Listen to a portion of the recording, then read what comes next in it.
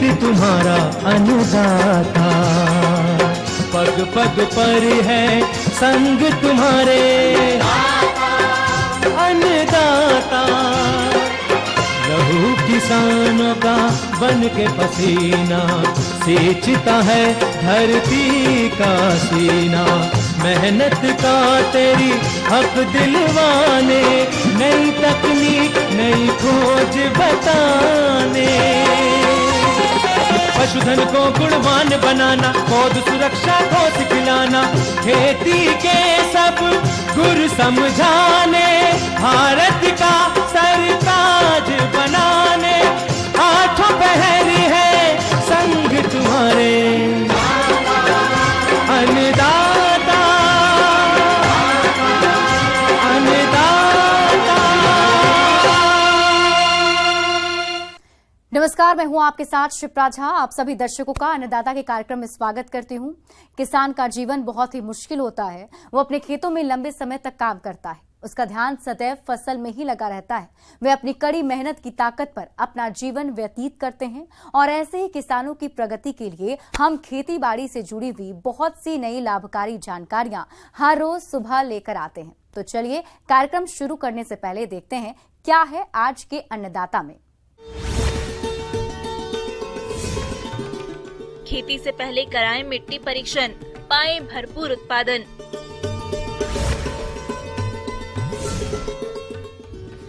मखाना की खेती से कमाएं अधिक मुनाफा।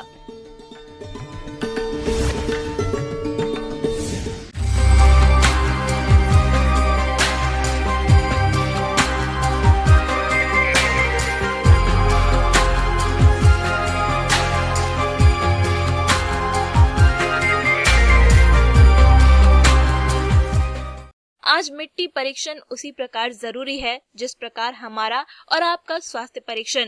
जी हाँ, आज रसायनों की खेती में बढ़ते प्रयोग के कारण मिट्टी का स्वास्थ्य बड़ी तेजी से बिगड़ रहा है। ऐसे में मिट्टी परीक्षण कर उसकी रिपोर्ट के आधार पर मिट्टी की गुणवत्ता को सुधारा जा सकता है। तो चलिए मिट्टी परीक्षण पर तकनीकी जानकारी लेते हैं कृषि विज्ञान केंद्र सुखेत झंझारपुर के कृषि विशेषज्ञ प्रदीप चौधरी से।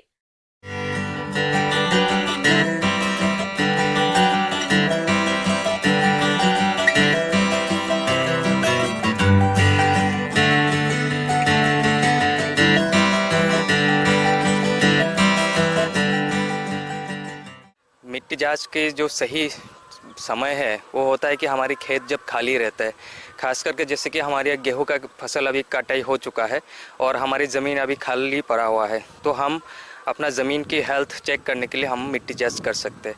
मिट्टी जांच से हम लोगों को बहुत सारे चीज़ें मिलते हैं जानकारी, जैसे कि मिट्टी में एसिडिटी हो, कम हो, ज़्यादा हो या नमक की मात्रा ज़्यादा हो, वो सब पता चलता है। देन हमारी मिट्टी में जो पोषक तत्व है उसके लेवल कम है कि ज़्यादा है, वो भी हमको मालूम चलता है। किसान भाइयों, फसलों में संतुलित मात्रा में उर्वरकों का उपयोग करने और फसलों से अधिक उपज लेने के लिए जरूरी है कि आप मिट्टी की जांच करवाएं और मिट्टी की जांच के अनुसार ही मृदा में उर्वरकों का प्रयोग करें। अब मिट्टी जांच करने के लिए बहुत सारे चीज़ें को ध्यान पे रखना होगा, जैसे कि कोई भी खेत में जब फर्टिलाइज़र दिया जाए कम से कम 1 महीना बाद ही उस खेत से आप मिट्टी का नमूना आप निकाल सकते हैं।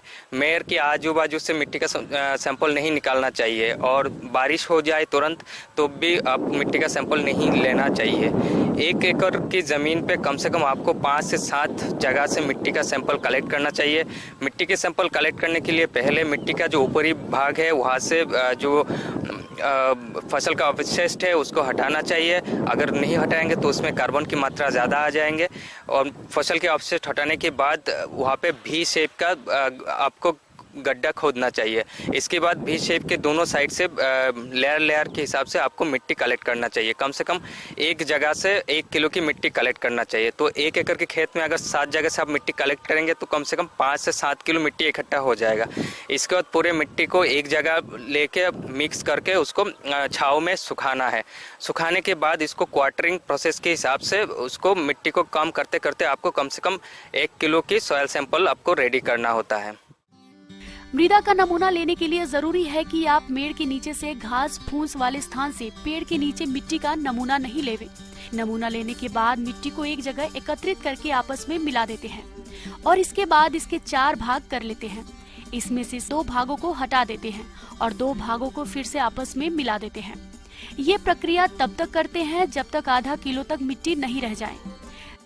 मिट्टी जांच करने के लिए आप नज़दीकी किसी विज्ञान केंद्र में आप संपर्क कर सकते हैं, या फिर आपके नज़दीकी कोई भी एग्रीकल्चर रिसर्च सेंटर हो वहाँ पे आप संपर्क कर सकते हैं, या फिर कोई भी एग्रीकल्चर यूनिवर्सिटी आपके आसपास में है तो वहाँ से आप मिट्टी जांच कर सकते हैं। मिट्टी जांच कम से कम 3 साल में एक बार आपको करना ही चाहिए। सॉइल हेल्थ कार्ड भी आपके लिए बहुत इंपॉर्टेंट है। आप सॉइल हेल्थ कार्ड देख के आपको आपकी ज़मीन के लिए कौन सा क्रॉप्स, कौन सा फसल सबसे बढ़िया रहेगा और कौन सा फसल में किस मात्रा में पोषक तत्वों का एप्लीकेशन करने से बढ़िया फसल आएगा, वो सब चीज़ आपको मालूम चलेगा। तो सॉइल हेल्थ कार्ड का होना आपके पास बहुत ही अनिवार्य है, जिसमें आपकी जो इनकम है वो दुगना होने के लिए बहुत सहायता आपको प्राप्त होगा। किसान भाइयों, फसलों में उर्वरकों का इस प्रकार से उपयोग करना है कि फसलों में इनका उपयोग आसानी से किया जा सके और फसलों से अधिक उपज लिया जा सके। और संतुलित मात्रा में उर्वरकों का उपयोग करने से किसान अनावश्यक खर्च से भी बच सकते हैं। कंपोस्ट यूज़ कर सकते हैं, फर्टिलाइज़र यूज़ कर सकते हैं जितना आपको चाहिए। कभी कभी हम लोग ज़रूरत से ज़्यादा खाद यूज़ करते हैं और उससे हमारा जैसे कि आर्थिक लॉस भी होता है और साथ में पर्यावरण में उसका जो दुष्प्रभाव है वो भी बहुत बढ़िया से पड़ता है।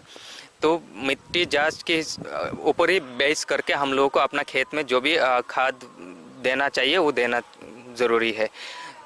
मिट्टी जांच करके आप अपना जो लागत है उसको भी कम कर सकते हैं। मान लीजिए कि आपको 100 केजी नाइट्रोजन का ज़रूरत है और आपने ब्लैंकेट एप्लीकेशन कर दिया, जैसे कि आप पहले से करते आ रहे हैं 150 केजी नाइट्रोजन का कोई भी फसल के लिए, तो इसमें आपका लॉस हो जाता है। तो इसीलिए आपको जितना ज़रूरत है आपके पौधे के लिए, आपके खेत के लिए खाद, उतना ही आप इस्तेमाल कीजिए। उससे क्या होता है कि फसल का जो स्वास्थ्य है वो भी बढ़िया रहता है, उसका फलन भी अच्छा रहता है और आपका जो लागत है वो भी कम रहता है।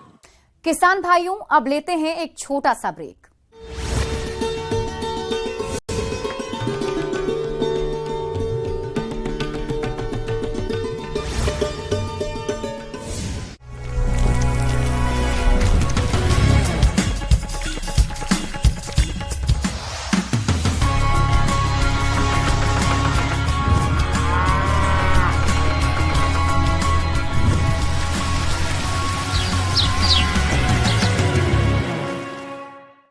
ब्रेक के बाद आप सभी दर्शकों का अन्नदाता में स्वागत है।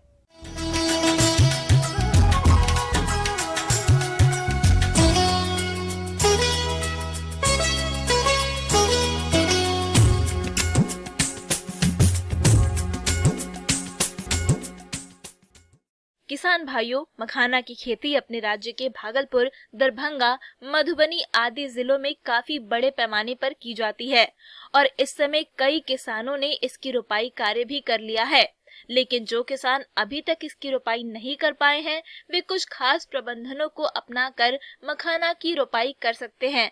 तो मखाना की रोपाई करते समय किन किन प्रबंधनों को अपनाना है और रोपाई के बाद फसल का प्रबंधन किस तरह से करना है, इस बारे में जानकारी दे रहे हैं कृषि विज्ञान केंद्र सुखेत झंझारपुर के कृषि वैज्ञानिक डॉक्टर प्रदीप कुमार विश्वकर्मा।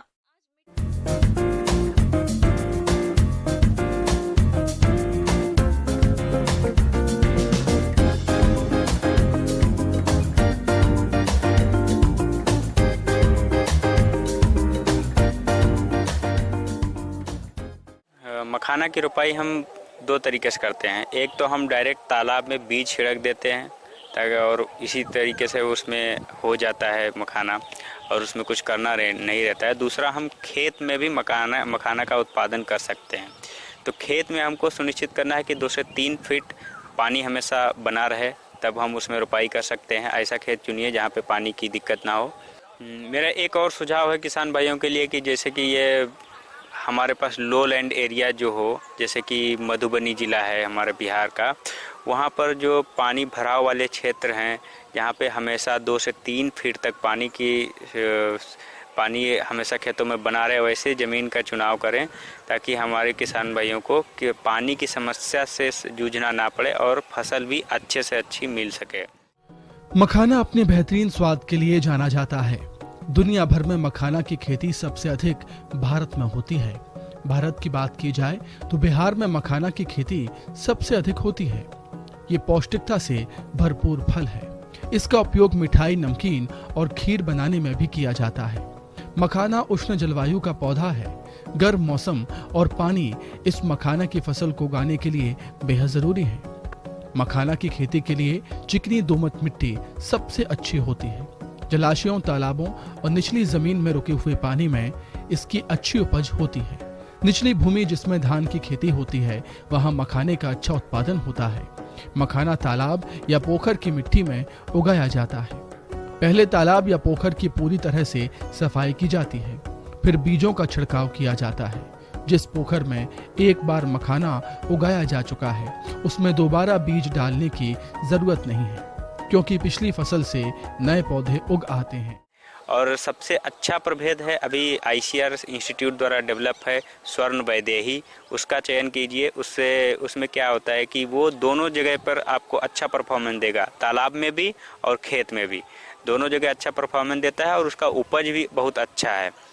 तो इसके लिए हम सबसे पहले क्या करते हैं कि नर्सरी हम तैयार करते हैं। नर्सरी तैयार करने के लिए अगर डायरेक्ट आप किसी तालाब में मतलब उसी तालाब में आप करना चाहते हैं जिस तालाब में पहले से हो रही है, तो उसमें सुनिश्चित कर लें कि अक्टूबर और नवंबर के महीने में जितने भी खरपतवार हों, जैसे कि जलीय खरपतवार, जलकुंभी है और भी बहुत सारे होते हैं, वो पूरा नष्ट कर देना चाहिए उसमें और पूरा निकाल देना चाहिए, ताकि जब पौधे का बीज का अंकुरण दिसंबर और जनवरी में हो, तब वो घास फूस के साथ पोषक तत्वों के लिए कंपटीशन ना करे। ये हमको सुनिश्चित कर लेना चाहिए। एक बात और किसान भाइयों को ध्यान में रखना चाहिए कि जब भी हम इसका खेत की तैयारी करें तो अच्छी तरीके से हम मिट्टी जांच करवा लें। अगर और दूसरा हमारे पास पोषक तत्वों की मात्रा अगर कम हो तो उसमें हम कम से कम पर एकड़ में 10 टन वर्मी कंपोस्ट या गोबर की सड़ी हुई खाद मिला लें। और रोपाई के समय हमको NPK तीनों हमको लगभग 40 kg नाइट्रोजन और 24 kg फास्फोरस और 16 kg पोटेशियम ये अप्लाई करना है हमको प्लांटिंग के टाइम पे, ताकि हमारी फसल जो है अच्छे से तैयार हो सके। और अगर हो सके तो इसमें ग्रीन मैन्योरिंग का भी कुछ इस्तेमाल कर सकते हैं। फील्ड प्रिपरेशन से पहले हम अगर कोई ग्रीन मैन्योरिंग या दलहन वाली फसल उगाकर उसमें जुताई के टाइम पे उसी में जुताई कर दें, तो इससे हमारा क्या होगा कि केमिकल फर्टिलाइज़र का बोझ जो है हमारे ऊपर है वो कम हो जाएगा और हमको फसल भी अच्छी मिल जाएगी। और दूसरी प्रोडक्टिविटी जो मिट्टी की है वो ज़्यादा दिन तक बरकरार रहेगी। रोपाई के समय तालाबों में किसी प्रकार की तैयारी की जरूरत नहीं होती, बस तालाब में उग रहे जलीय खरपतवारों को निकालना पड़ता है। लेकिन अगर आप खेत में मखाना रोपना चाहते हैं तो धान की खेत के समान ही खेत की तैयारी करें। अभी बहुत ही अच्छा समय है, क्योंकि पहले अगर रोपाई कर देंगे तो पानी का अरेंजमेंट करना बड़ा मुश्किल होता है अगर खेत में रोपाई करना चाहते हैं तब। और इसमें प्लांट से प्लांट और रो टू रो दूरी हमेशा 1 से 1.5 मीटर बना के रखें, चाहे आप खेत में लगाएं या चाहे आप तालाब में लगाएं। और हमेशा ये भी ध्यान रखना चाहिए कि हमको 50 से 60% नर्सरी ज़्यादा तैयार करना है, क्योंकि इसका बीज का जर्मिनेशन जो है 50 से 60% ही होता है। तो इसके लिए इंश्योर कर लेना चाहिए कि हमको नर्सरी थोड़ा ज़्यादा उगाना है। अगर कभी हमको गैप फिलिंग करना पड़े तो उसी से हम गैप फिलिंग भी कर सकते हैं। आगे और भी है खेती बाड़ी से जुड़ी हुई बहुत सी रोचक जानकारियां। यहाँ रुकेंगे एक और छोटे से ब्रेक के लिए।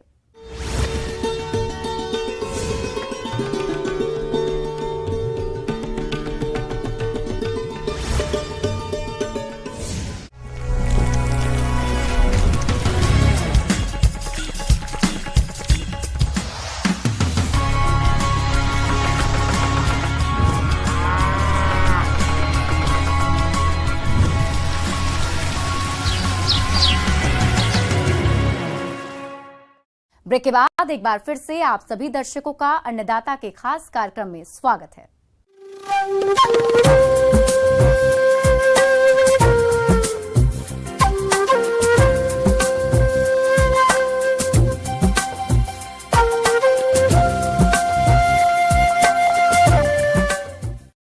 मौसम विभाग के रिपोर्ट पर साप्ताहिक कृषि सलाह इस प्रकार है।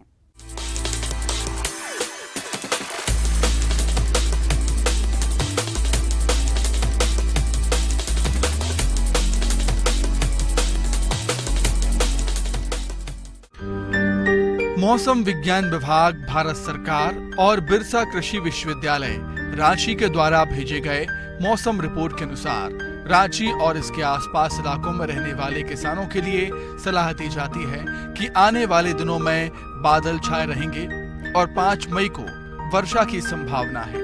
तापमान में धीरे धीरे बढ़ोतरी की संभावना है।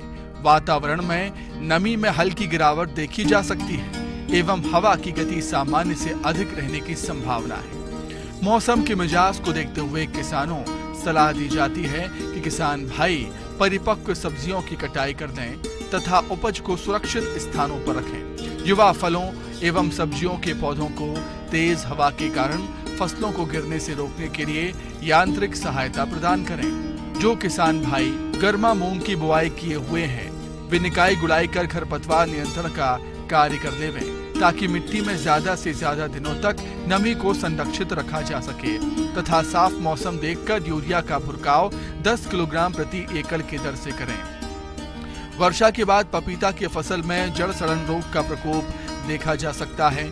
किसान भाइयों खेतों से अतिरिक्त पानी निकालने के लिए निकासी की व्यवस्था करें और पपीता की जड़ों के आसपास फफूंदनाशक थियोफेनेट मिथाइल 70% WP 2 से 4 ग्राम प्रति लीटर पानी की दर से डालें।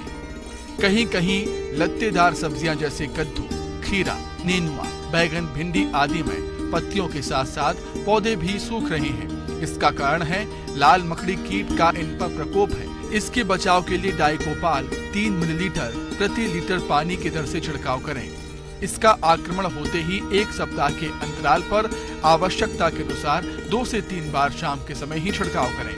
जो किसान भाई हल्दी, अदरक या ओल की खेती करना चाहते हैं वे खेत तैयार कर बुआई करें। मिट्टी में पर्याप्त नमी होने पर ही बुआई करें एवं बीज बोने के बाद खेत को पुआला, पत्तियों आदि से ढक दें जिससे खेत में नमी बनी रहेगी एवं खरपतवार भी नियंत्रित रहेंगे।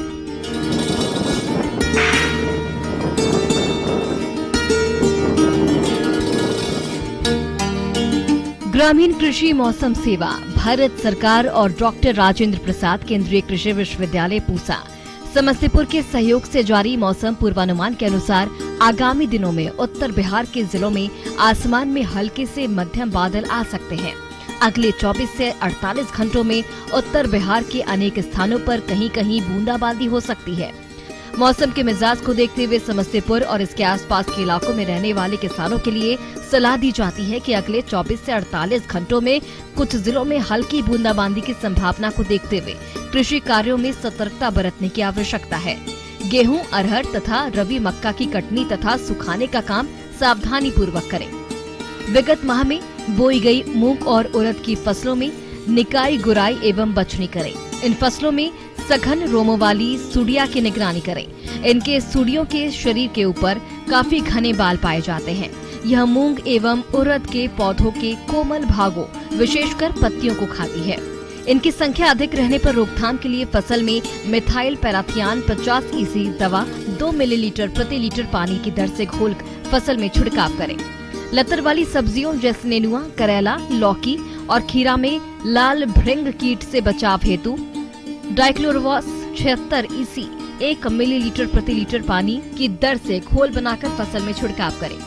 पशुओं को संतुलित आहार देना चाहिए क्योंकि पशु को संतुलित आहार नहीं देने पर पशु की स्वास्थ्य पर विपरीत असर पड़ता है। पशु कमजोर होकर बीमार होने लगता है, इसलिए पशुओं को प्रोटीन युक्त आहार दें।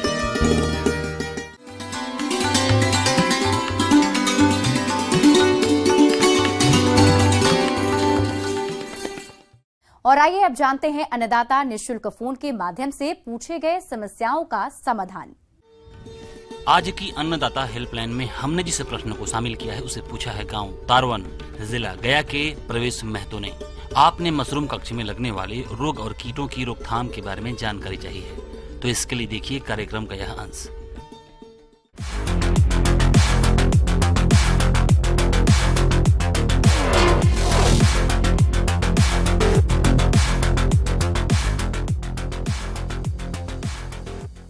किसान भाइयों, आप जानते हैं कि अभी मशरूम की खेती का समय आ चुका है।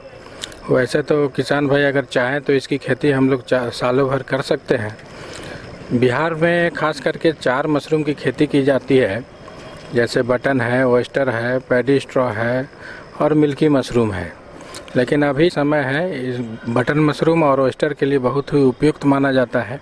हर फसल की भांति मशरूम के उत्पादन करने में कई तरह की समस्याएं आती है, जो कि मशरूम कक्ष का सही प्रबंधन नहीं करने की वजह से होती है।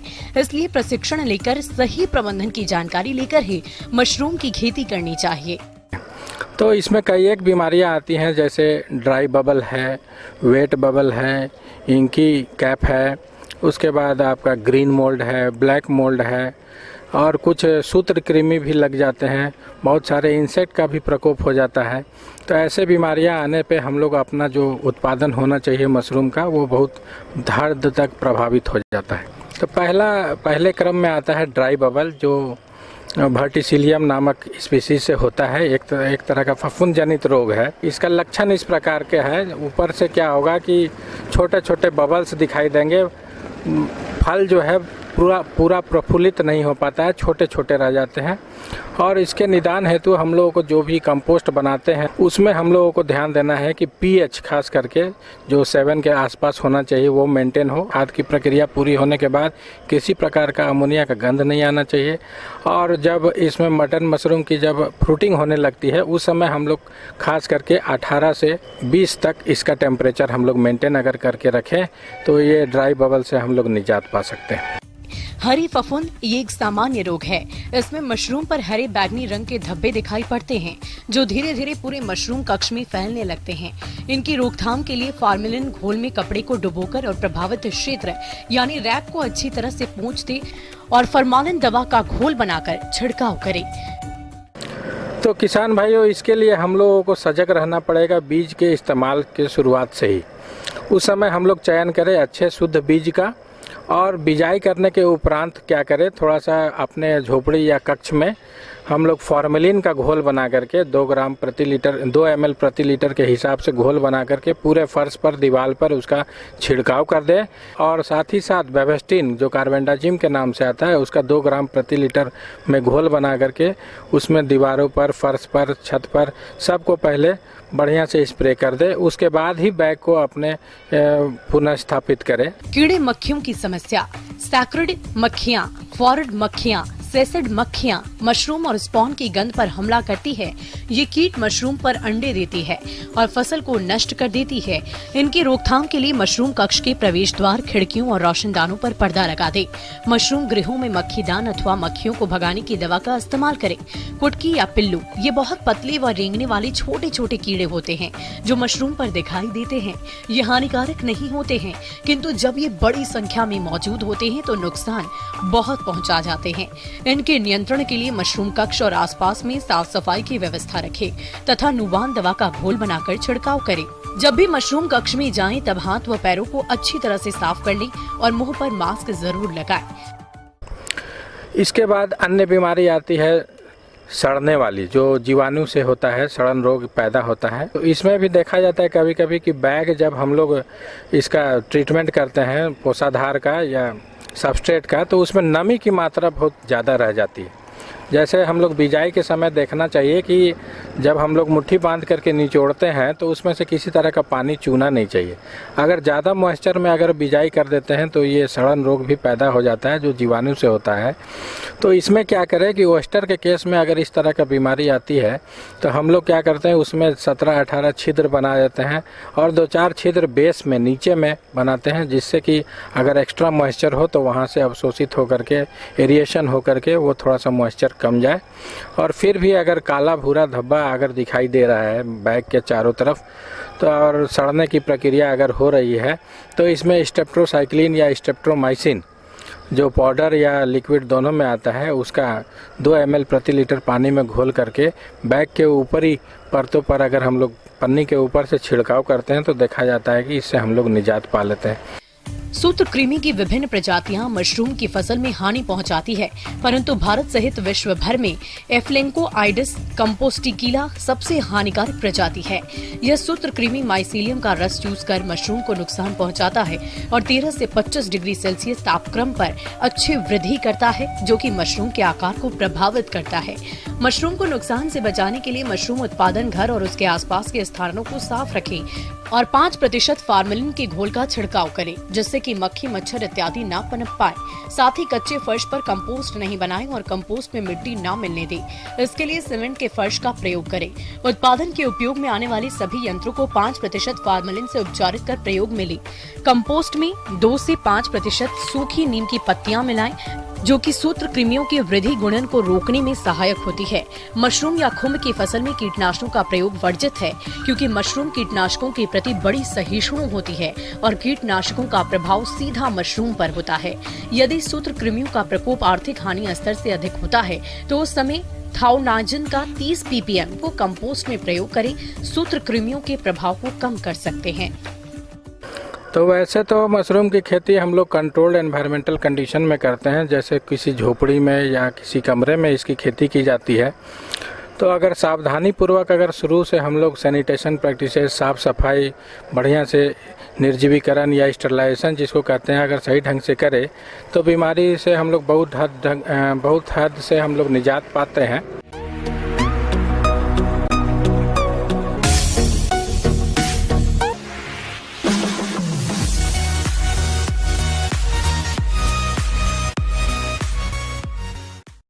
और आइए एक नजर डाल लेते हैं राज्य के कुछ मंडियों के प्रमुख फसलों के बाजार भाव पर।